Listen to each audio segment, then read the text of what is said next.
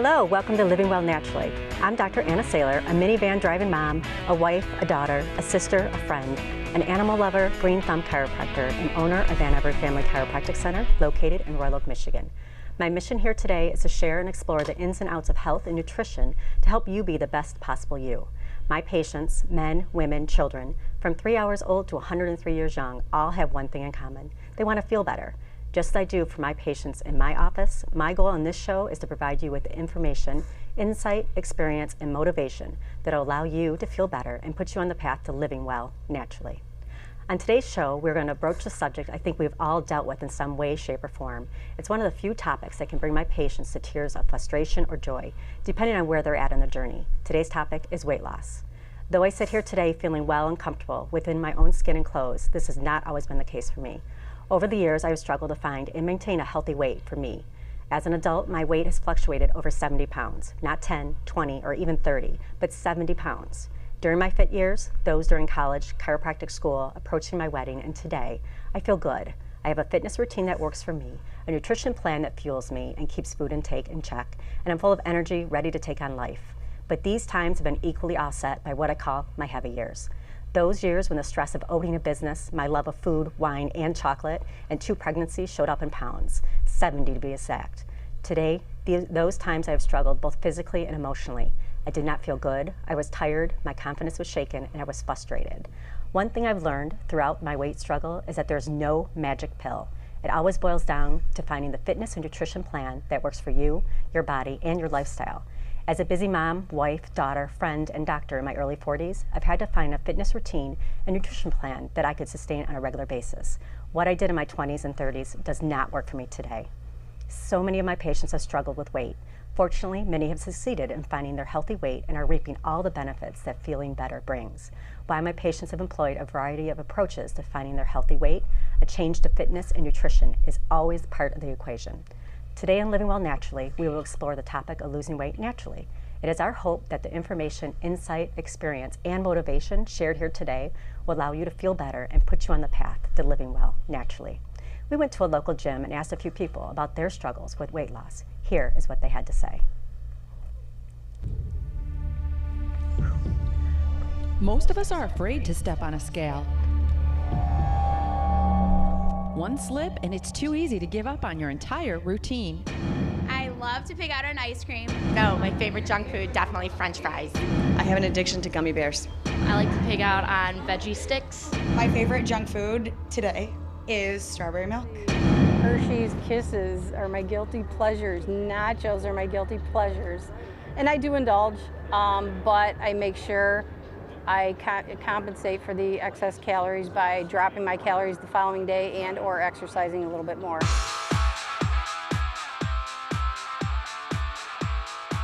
I look at my fitness and working out as an appointment, like a doctor's appointment that I have to go to. That keeps me on track, that keeps me accountable, and that if I don't have that appointment or that class where I'm expected to go, then I'm much more likely to say, oh, I don't feel like going today, I'll just stay home. Making an appointment for myself to work out works for me. I think joining a group really helps because you're kind of accountable to everybody else, and if you don't show up, they wonder where you're at. So it kind of motivates you to kind of remain part of the team. You know, you want to keep going because your teammates are going to be there. Stay motivated, my biggest thing other than sweet throwback jams would be to have that phrase on repeat that gets you through anything, whether it's you can do it or don't quit. When I really don't want to work out, I guess I just look at my kids and I want to get out of the house. I stay motivated to work out to have a good butt. So it's a quick workout, it's fun, everybody here is great, everybody's friendly, it's like a big family here. Sometimes you got to just push through and remind yourself that you're doing it for long-term benefits. Working out with a buddy or a friend really helps me. We help each other stay on track. So when one person doesn't want to do it, the other person will typically say, come on, you always feel so much better when you're done. So having that buddy and accountability to keep you on track.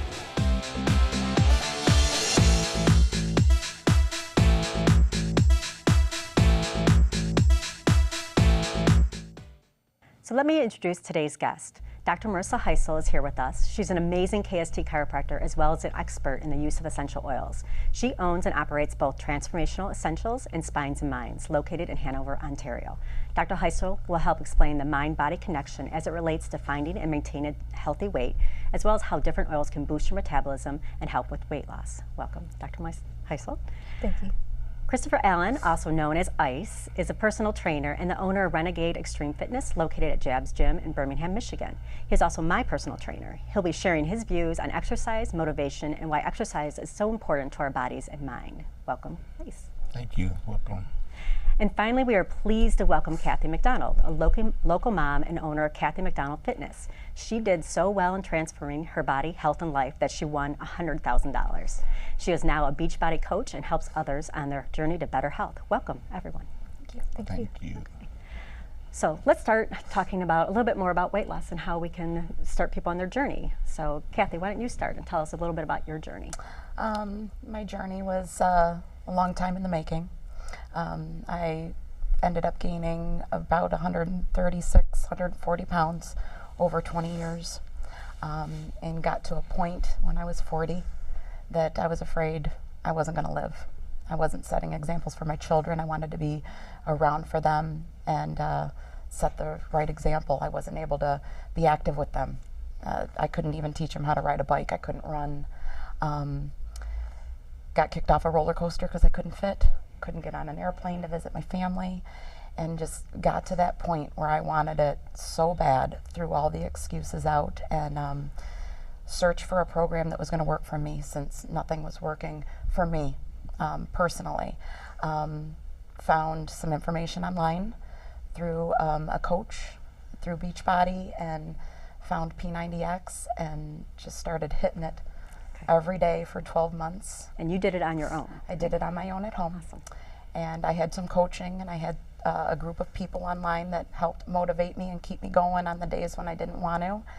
And after 12 months, lost 136 pounds and entered my results into the contest, and you won. And I won the national championship.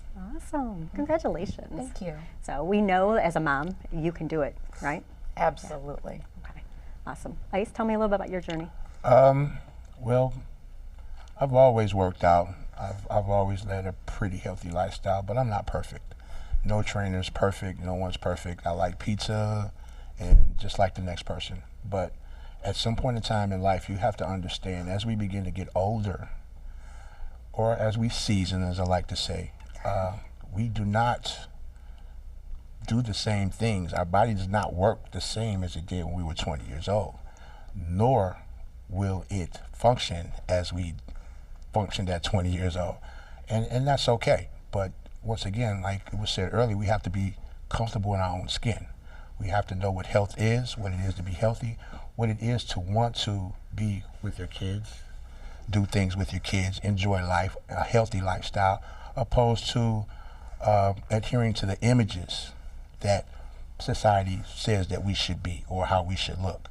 I've battled with weight, of course. I've ballooned up to 330 pounds, 340, not a healthy 330 or 340. And it just came to be like, this is not how you want to live. If I can't tie my shoe without taking a deep breath, then something's wrong.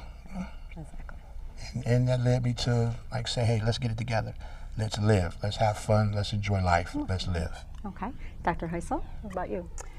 I think my experience is both personal and working with a lot of patients. You know, personally, my background as a kid was in dance, and so what I often talk to people about is finding what it is in fitness that you love. For me, it's not basketball, it's not soccer, it's not necessarily even a gym. It's Pilates and yoga and Nia and Zumba and just moving my body still in a dance-like way. That's still something that I love.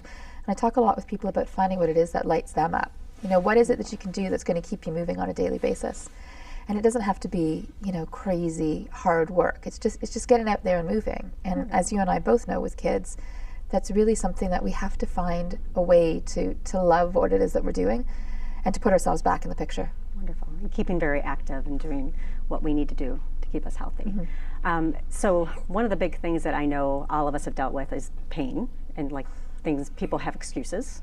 So when we have a lot of different excuses, what would you say to someone's excuse? Like, I don't have any time, or it hurts when I work out, or everything's going to hurt because you're not healthy and you have to get in shape. But as far as excuses, it has to be that important to you.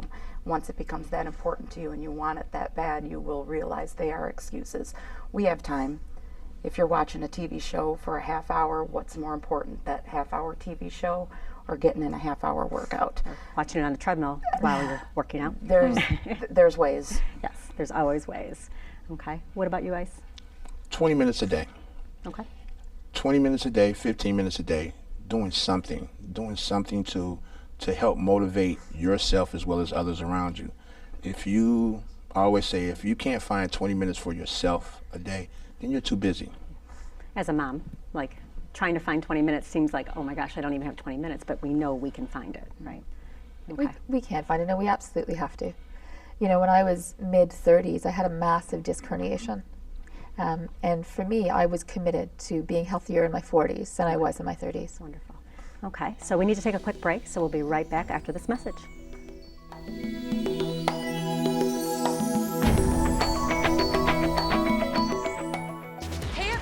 Heart disease affects 1 in every 3 women in America, but you can fight back. There's no time to lose. Mothers, sisters, daughters, families, and friends, it's time to shout louder, stand stronger, and demand change. Let's go! To the Batmobile. Dang it. To the invisible jet. Dang it. Together, we can put an end to heart disease. It's time to go red for women. I could use your help. Yeah! Learn more from the American Heart Association at www.goredforwomen.org. Hart, what's going on? I'm leaving. Why? What did I do? Not enough. The pressure's too much. I quit. I get it. I can do better. Just please don't leave. Don't let your heart quit on you. Get your uncontrolled high blood pressure to a healthy range before it's too late. So, welcome back to Living Well Naturally. I'm Dr. Anna Saylor, and my guests today are Dr. Marissa Heisel, Christopher Ice Allen, and Kathy McDonald. They're here to talk about their experiences losing weight and leading healthier lifestyles. So what I would like from everybody is give me a top tip. Tell me a little bit about what would your top tip for losing weight, Dr. Heisel, be? Mine is always about looking at the mind-body connection. Okay. You know, it's really recognize some of the limiting beliefs that we have in our head, things that we've heard all our lives, things that we've heard from past relationships, things that reverberate long after they've been said to us, and that really might limit our belief in what we can do and our sense of I am enough. Okay, wonderful. Yeah. Ice? Understanding that a clean eating lifestyle is not a diet. It's just a clean eating lifestyle. And you're allowed to eat just as you would be allowed to eat if you were eating junk. You're just eating clean. And that will put you on the path of walking that journey. Okay, wonderful. Kathy? Finding your inner motivation, being accountable, throwing the excuses out, and having that reason why you need to do it. It has to be strong and a little bit of soul searching of how important it is. Because it took you at 40 to say, okay, enough is enough. Enough is enough. Yeah, and I think that's what all of us have to learn, like, when is enough enough? You know, we hear excuses in and out. I don't have time, I'm too tired, and it's just the constant excuse. Mm-hmm. So yeah, at some point we have to say, okay, I'm done. I want to start living healthier. And that's part of what the show's all about, living healthier. So right now I'm going to turn things over to the audience. They're going to ask some weight loss questions, and the panel and I will see if we can help them out. So, okay.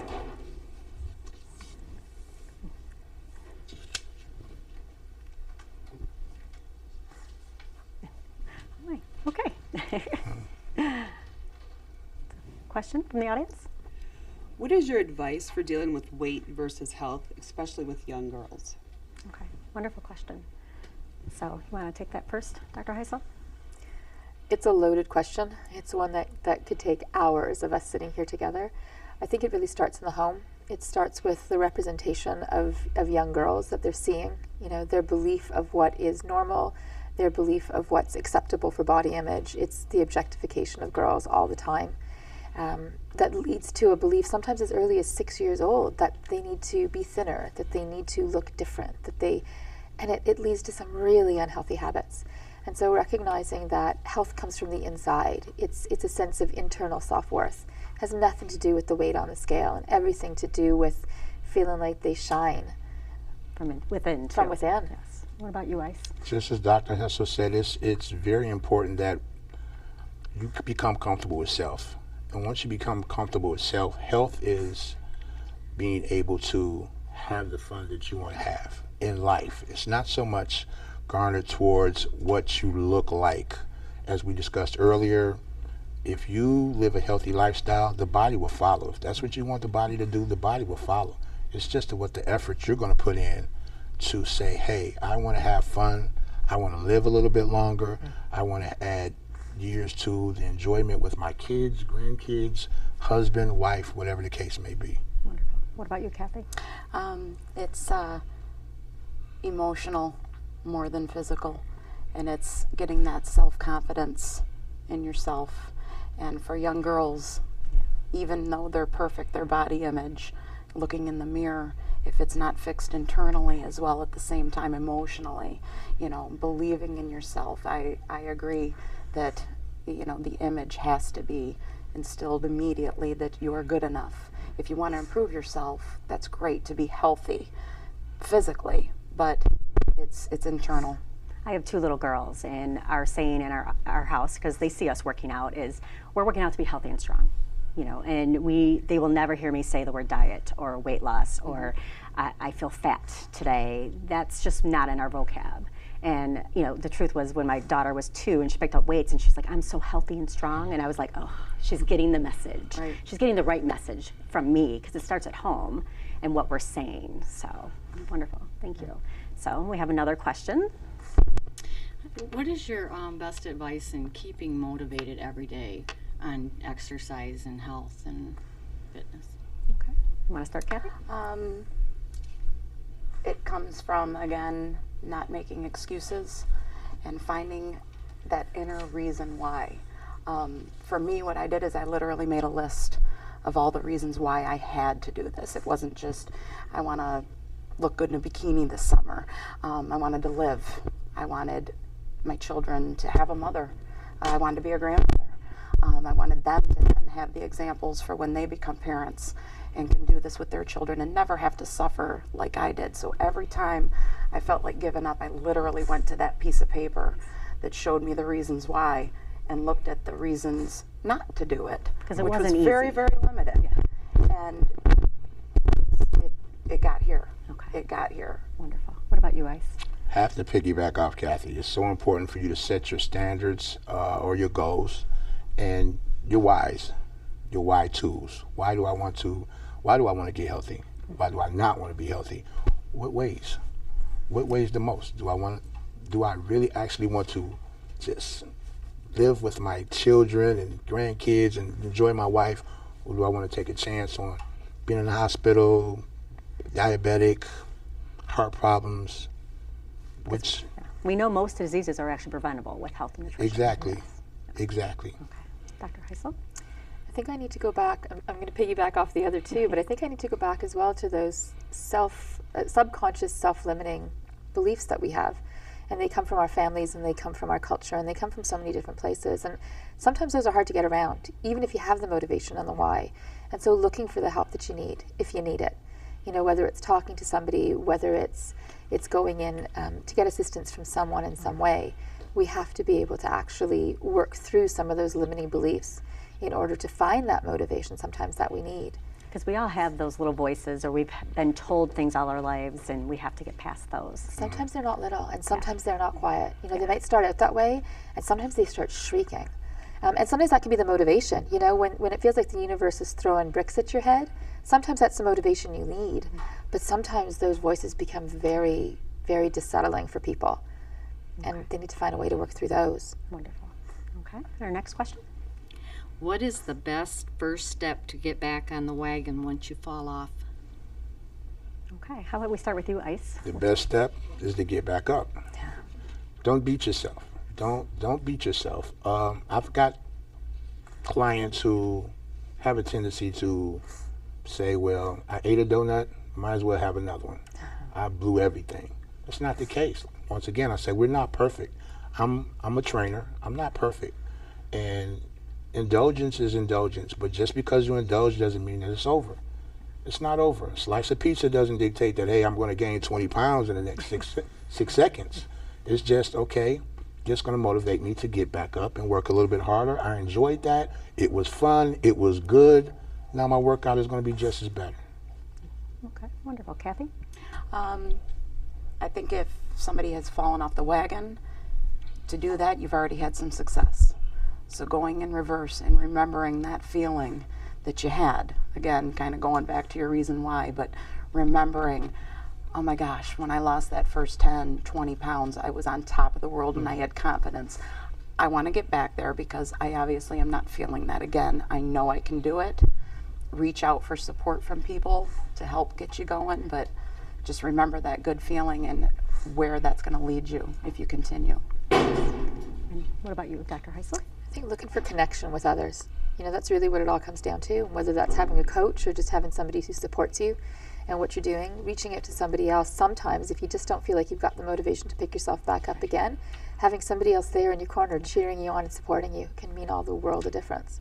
We started a Facebook group, and it's there's 10 of us, and it's called Dig Deeper, and we post on it daily when we work out, and we also post when we're having struggles, and we're posting, you know, like we know this was a stressful day and I'm not eating as well as I could, and it's just a wonderful group of, you know, people. And so when you have that support, or you're having people calling you out like, oh, you haven't posted in a couple days, what are you doing?